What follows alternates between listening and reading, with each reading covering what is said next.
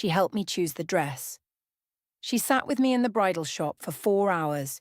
She cried when I came out in the one.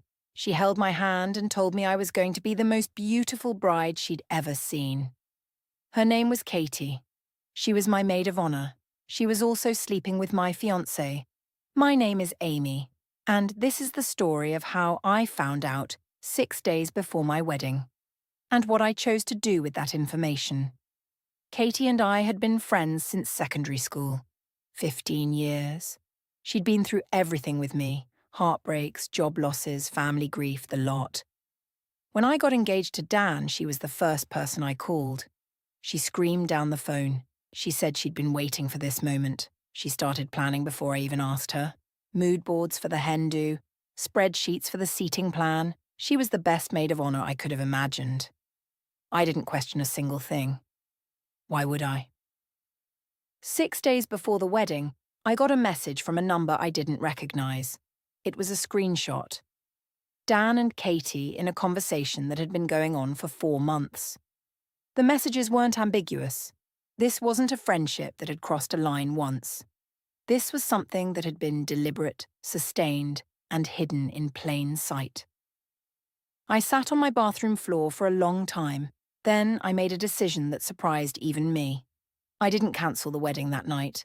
I didn't call Katie. I didn't confront Dan. I called my mum. And then I called a solicitor. The solicitor, a family law specialist, was brilliant. She explained my options clearly. She told me that if I cancelled the wedding, I would likely lose significant amounts already paid to suppliers.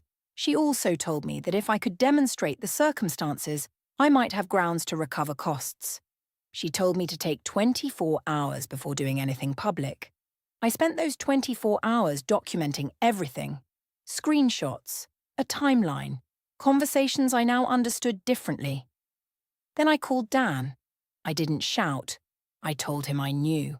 I told him to pack a bag and leave the house. I told him the wedding was off, that my solicitor would be in touch, and that I had nothing else to say to him. He cried. He apologized. I hung up. I never called Katie at all.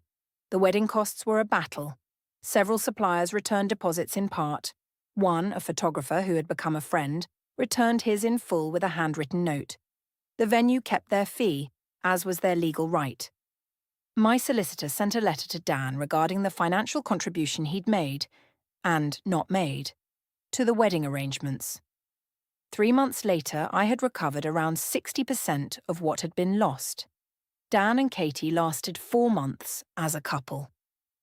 I heard through the school friend network that it had ended badly. Nobody seemed surprised. I spent the summer I was supposed to be on honeymoon travelling solo to Portugal for a week. I ate good food. I sat in the sun. I started over. Here's what I learned. You cannot control what people do to you. You can control how you respond.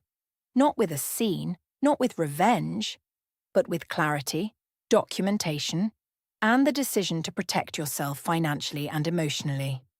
And sometimes, walking away with your dignity intact is the biggest win of all. Subscribe to Karma's Verdict for a new story every week. What would you have done in Amy's situation? Tell us below.